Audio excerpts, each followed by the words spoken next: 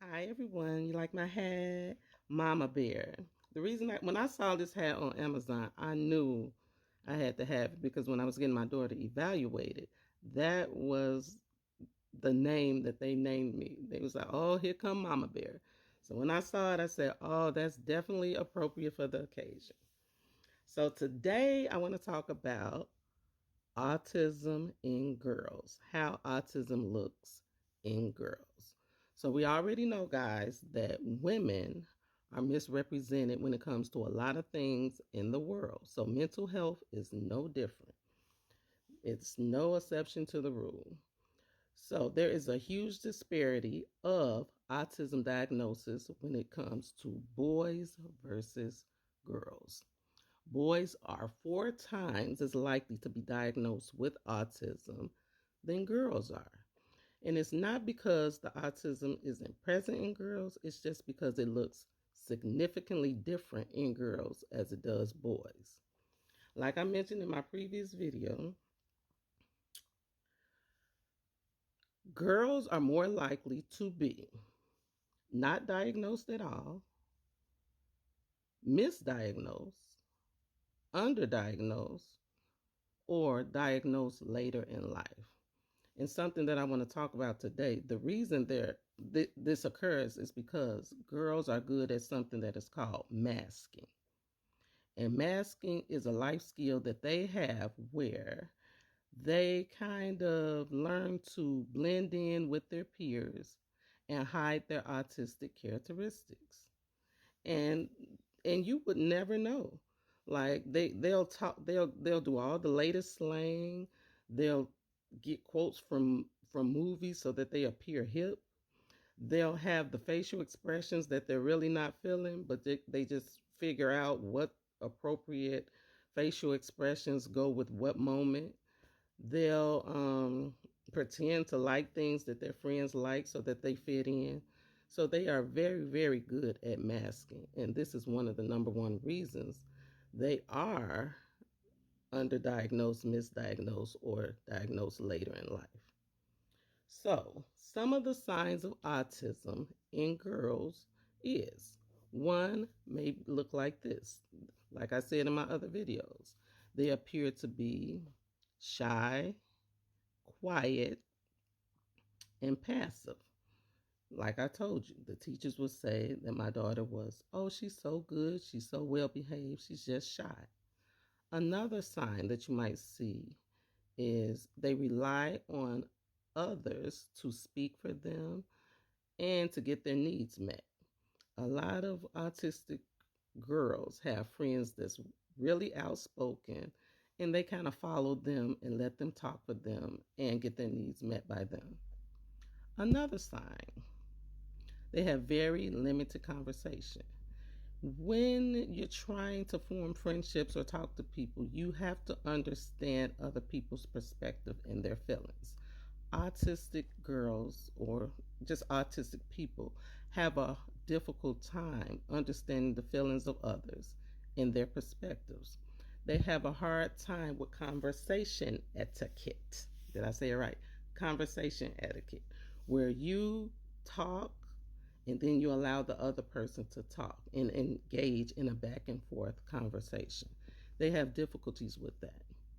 And they also tend to talk about just things that's interesting to them, not really considering what the other person is interested in and wants to talk about.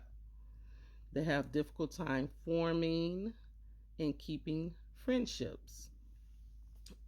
You know that you have to have some type of conversation skills too to keep friendships. You have to be able to relate to your friends, have something of interest with your friends, and talk about it. And since they have deficits in this area, they have a harder time forming friendships.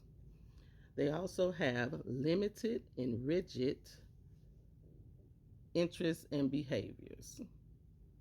So, what I do know is with my daughter, she had an obsession with Frozen, and anybody that knew her knew that she loved Frozen. As a little girl, and sometimes these interests change, but once they get fixated on that interest, that's all they want. That's all they want to talk about. That's all they want to watch. So she was very, very, very fixated on Frozen.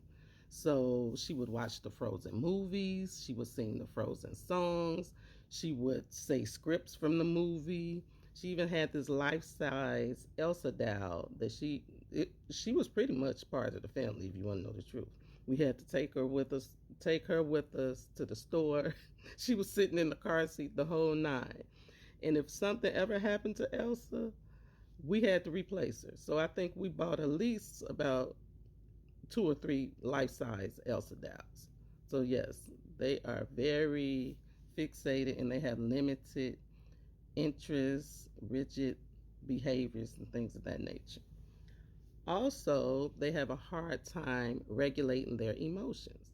And it's kind of hard to pinpoint that with girls because we are already innately emotional creatures, right? So if we're seeing crying a lot, it doesn't look as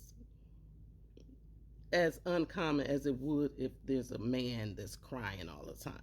So we have a harder time regulating our emotions and tears and things of that nature. Another sign may be, y'all got to bear with me because I'm old, I'll be losing my train of thought, so I got to think. They're extremely picky eaters.